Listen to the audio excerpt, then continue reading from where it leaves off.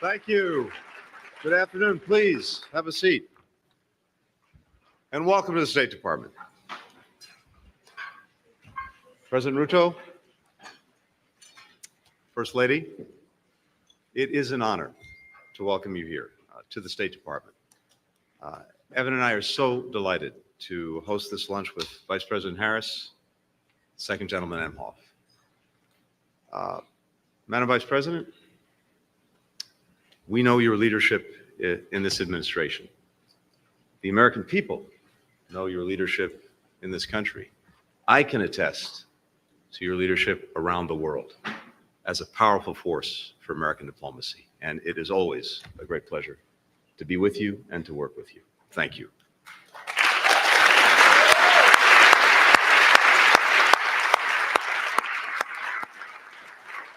We're so grateful today to be joined by representatives of other nations, partners from across Kenya and the United States, colleagues from Congress, particularly the Congressional Black Caucus. Thank you for being here with us today.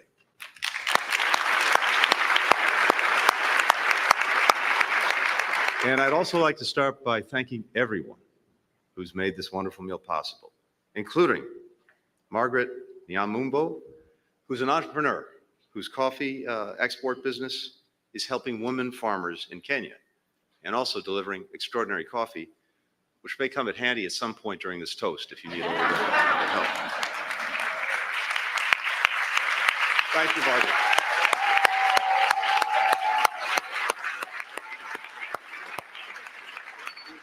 So, as some of you have heard over the last few days, this year the United States and Kenya are celebrating a milestone.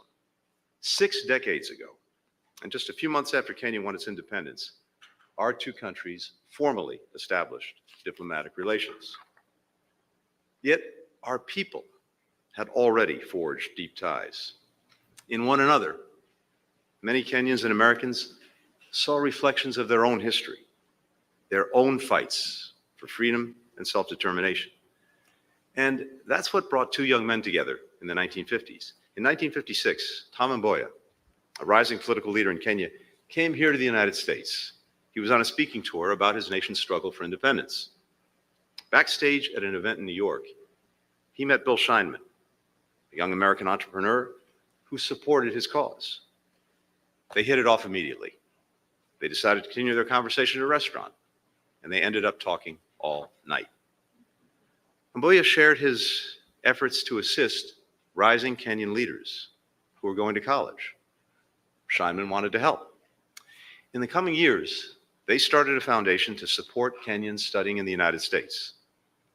The group identified outstanding students. They rallied donations. They chartered flights to bring them to U.S. colleges and U.S. universities. Eventually, Mboya convinced a young American senator by the name of John F. Kennedy to provide support.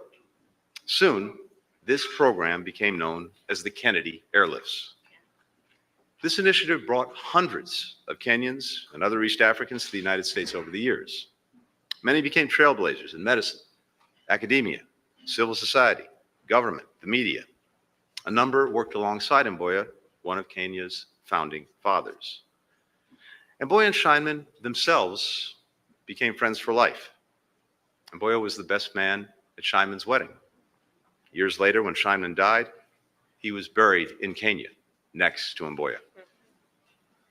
President Ruto, you once said that nations are driven forward and changed by individuals, ordinary men and women who believe that they can make a difference and can change the status quo. Mboya and Scheinman shared that belief and acted on it. So does President Ruto. His own story, rising from a kid who went to school barefoot until he was 15 years old, earned money selling chickens by the side of the road, to become president of his country, is a testament to that very idea. And Mr. President, I think and hope that you felt these past few days the gratitude that we have for our partnership and for your leadership. Ben Franklin looks down upon us, our first diplomat, and he was known for his aphorisms. One of them, many of us know, is, "Well done is better than well said." Anyone who has the benefit of working with and listening to President Ruto knows that he excels at both. Countless other Kenyans and Americans have also dedicated themselves to doing their part. And for generations, our people have continued to collaborate to advance our shared values, our hopes, our visions for the future. Today, our countries are working together to grow inclusive economic opportunity, to shape cutting-edge technology in Silicon Valley and the Silicon Savannah. We're supporting the transition to clean energy, improving our capacity to prevent, to detect, to treat infectious disease. We're working to counter terrorism, to resolve conflicts, to help restore stability to some of the most insecure places, including Haiti. These are areas where President Ruto has demonstrated critical personal leadership, not just in the region, but around the world. Our citizens, our communities, our civil societies are also working every day to strengthen our democracies, to bring ourselves a little bit closer to the free, open, just, and equitable societies that we both aspire to be. Long after the airlifts, we continue to grow the ties between our countries and between our people. Earlier this week, President Ruto and President Biden announced a new educational exchange program focused on STEM, named after the Kennedy-Mboya partnership. When Kenyans and Americans collaborate, they're not just leading on the issues that matter to our people, they're leading on issues that matter to people everywhere. That's the story of Octavia Carbon. Its team of Kenyan engineers, scientists, climate change experts are building machines that pull carbon out of the atmosphere. Their goal is to become the first carbon removal company in Africa to lower the cost of this critical technology. The Octavia team started working from a kitchen table. Now they've created a machine that can absorb as much carbon in a year as 2,000 trees. When that technology is ready to deploy, Octavia Carbon will team up with a US company to store all of the extracted CO2 in the ground, and together they'll help make our shared planet more sustainable for generations to come. I'm told that in the Octavia Carbon warehouse, the place where they're actually building and testing these prototypes right now, there's a mural, and it's got two portraits on it. One depicts the company's namesake, the great Black American writer Octavia Butler, whose science fiction stories challenge readers around the world to imagine a different future for our societies. The other portrait is of one of the greatest marathon runners of all time, the great Kenyan athlete, Eliud Kipchoge, who once said that he lives for moments when he gets to challenge the limits. That's the spirit that animated Tom Mboya, Bill Scheinman more than 60 years ago. They challenged the limits of their time in pressing for more free, more just societies in both of our countries. It's the same spirit that unites Kenyans and Americans today. The determination, the creativity, the audacity to chart a path beyond what we believe is possible, to not only imagine a better world, and to make it together. So, please join me in a toast.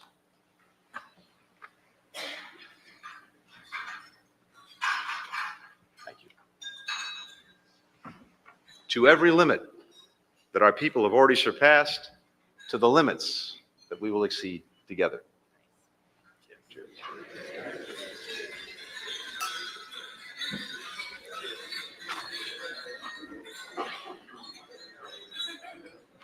And now it's my great honor to present to you the Vice President of the United States.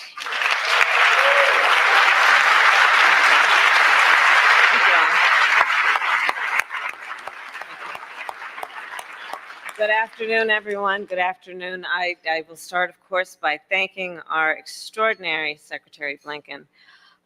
You have been traveling the world at record pace That you are standing still at this moment is an extraordinary feat, given all you do. It's the Kenyan coffee. And it's the Kenyan coffee. But on behalf of our country, I thank you, Tony Blinken, for all that you are. Thank you. Thank you. And the second gentleman and I are honored to host this luncheon with you and Ms. Evan Ryan, and to welcome President Ruto and Mrs. Ruto.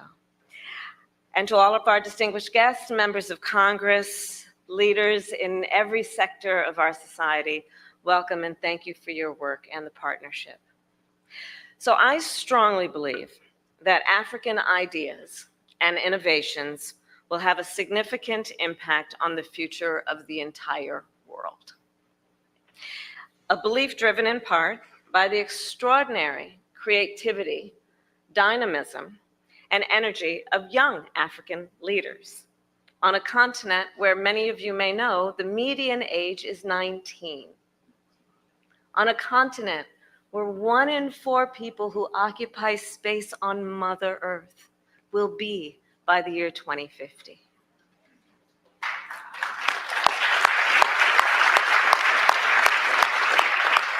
And fueled then by that sense of optimism, last year I had the good pleasure of visiting the continent for a week-long trip. And it turns out it's the longest I've spent on foreign soil since I've been vice president. The goal of the trip, thank you. The goal of the trip was to highlight and strengthen our partnerships in government, in business, and in the civil society, to increase private sector investment, to revise and upgrade the US-Africa narrative, which is long overdue, and to bring fresh focus to the innovation and ingenuity that is so prevalent across the continent of Africa. There at an incubator, I met with tech entrepreneurs who are taking small businesses online and strengthening supply chains. I convened young musicians and artists whose Afro beats are influencing music around the globe.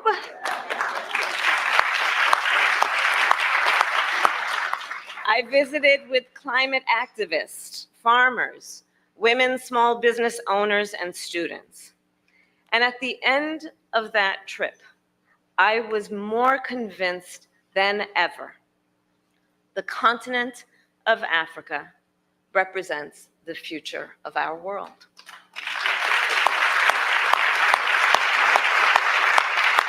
And I will add, any leader that ignores the continent of Africa is doing so at their own peril. Which brings me to Kenya, Mr. President. No country on the continent more embodies this spirit of innovation than Kenya. Kenya, as many here know, has Silicon Savannah, a $1 billion technology ecosystem confronting challenges that range from the climate crisis to financial inclusion to healthcare.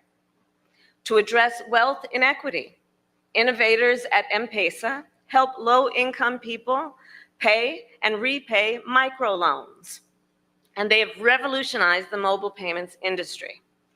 To help solve the problem and challenge of pollution coming from plastics, and to address threats to marine ecosystems, a Kenyan startup now converts aquatic invasive plants into biodegradable plastic.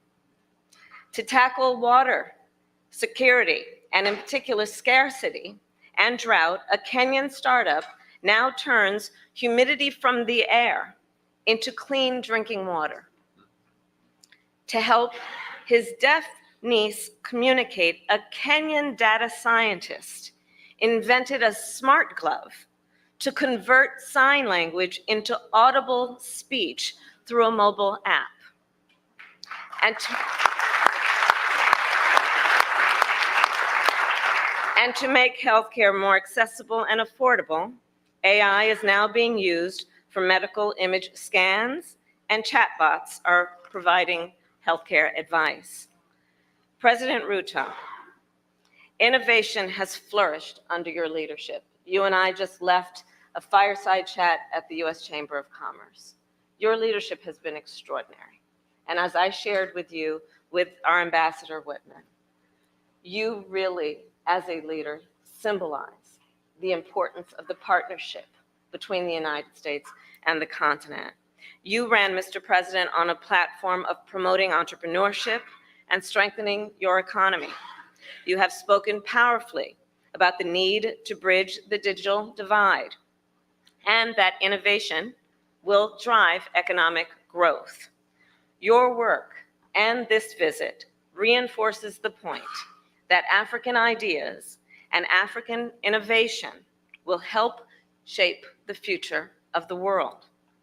The partnership between the United States and Kenya is grounded in shared values and a shared vision for the future.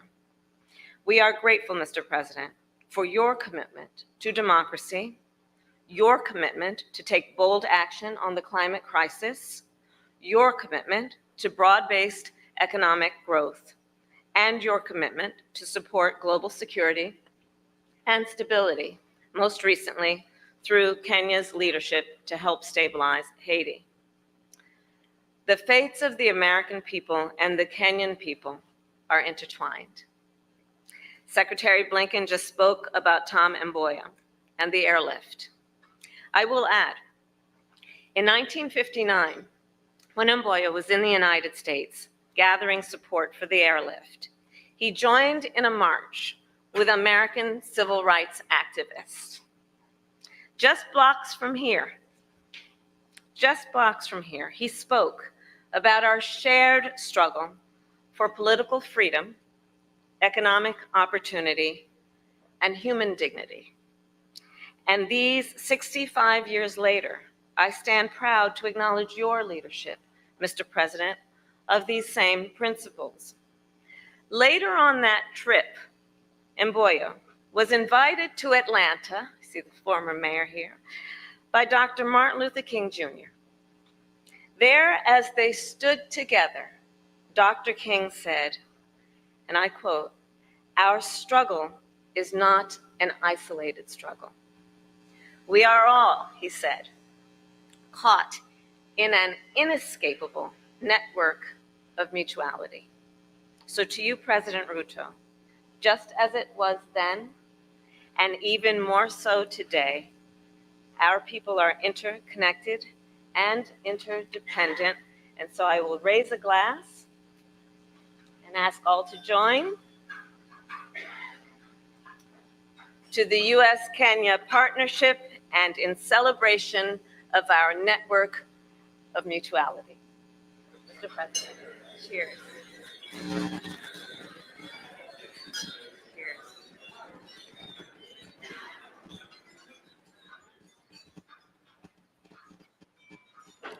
And now I invite President Ruto to share a toast. Thank you.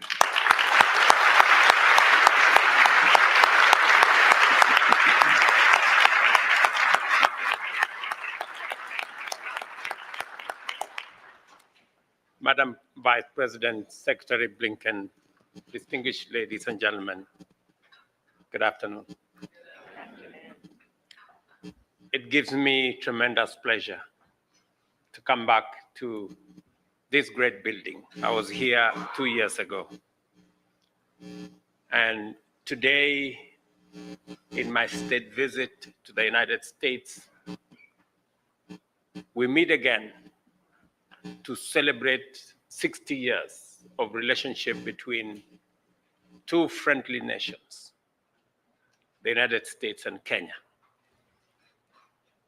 Our relationship based on a firm foundation of the values we share and believe in. Values of freedom, democracy, rule of law, inclusivity, and equality. They were as present and meaningful many years ago, they are so today. And as I come to the conclusion of this state visit, I am persuaded beyond any doubt that the relationship between the United States and Kenya and Africa is now onto a new pedestal.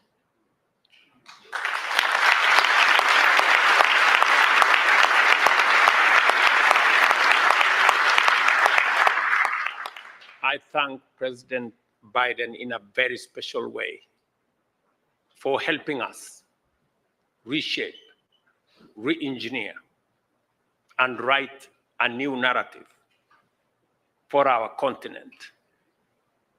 We all believe in a Nigerian proverb that says, until the lion learned to write, all stories favored the hunter.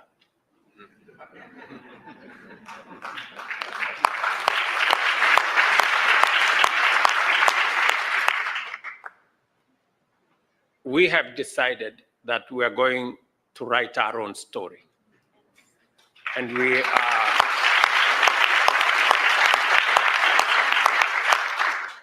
we started this last year when I convened the first ever Africa Climate Summit. The conversation, the narrative has always been this continent of conflict, trouble, disease, poverty. Yet, that is not the story of Africa. Africa is a continent of tremendous opportunity. The largest reserves of energy, renewable energy resources. 60% of the world's arable and cultivated land. 30% of mineral wealth, global mineral wealth, including those that are necessary for energy transition. The youngest continent, which will produce 40% of the world's working or workforce by 2050, and where a quarter of the world's population will be living, providing the world's biggest single market. In short, Africa is a rich continent and a continent of opportunity.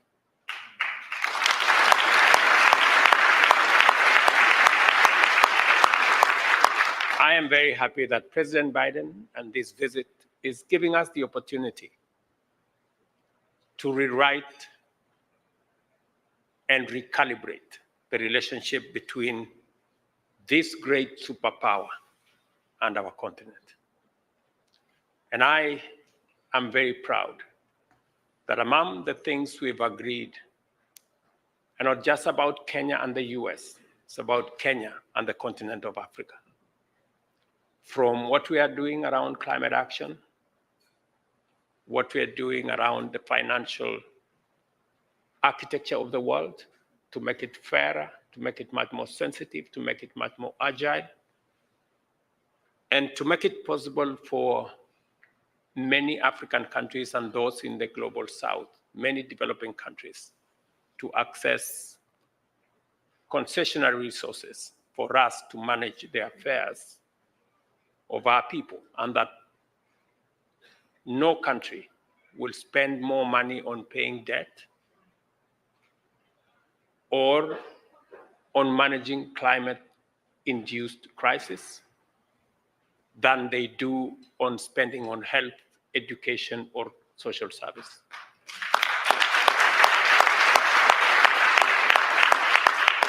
I must commend the leadership of the United States, President Biden, and the many other leaders I met at the Hill, including the Black Caucus, including the leadership, the joint leadership of the House and the Senate. And all of them shared the same views with us that it's time for a new relationship, to build a new relationship between our continent and the United States as we encourage the United States to take leadership on making sure that together we can have a freer, a safer, a healthier, and a much more prosperous globe for all of us. Finally,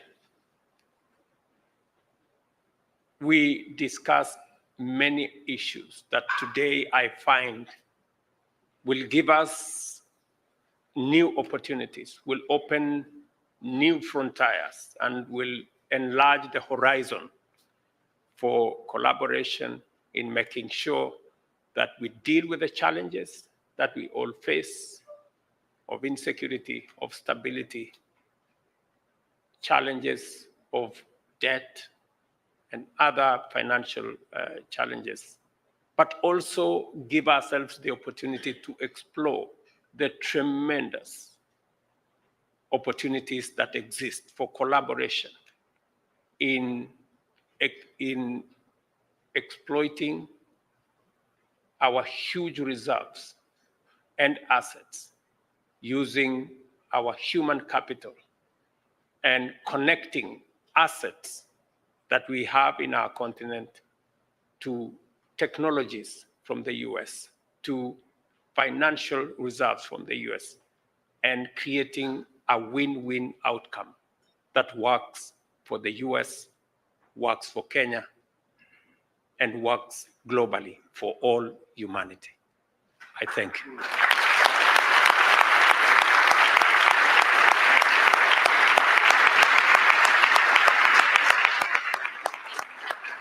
Let me request you to raise our glasses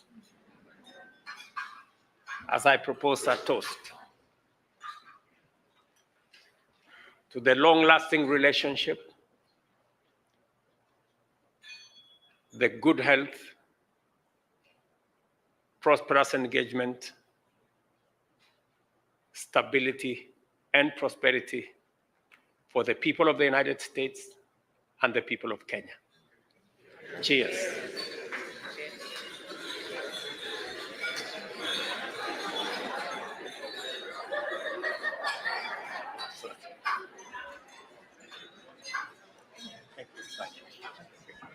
Thank you, my dear. Thank you.